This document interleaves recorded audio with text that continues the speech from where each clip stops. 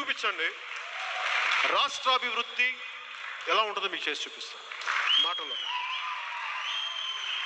అలాగే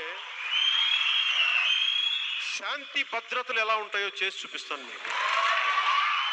ఒక ఆడబిడ్డ మీద ఎవడన్నా ఇలా చూడాలంటే కూడా లోపలే భయం లాగిపోయి అలాంటి శాంతి భద్రత. It was a deep shock for me reading about it. And rest we don't know as on now. Again, law has got a very different approach, different perspective to handle these things. I think I'm also looking forward what judiciary will say on this. And rest we don't know as on now. Again, law has got a very different approach, different perspective to handle these things.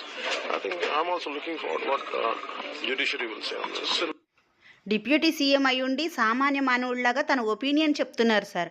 ఆయనకి తెలిసిన విషయాన్ని చూసి shock అయ్యారంట. చట్టాలకి different approach ఉంటుంది. నేను ఎదురు చూస్తున్నాను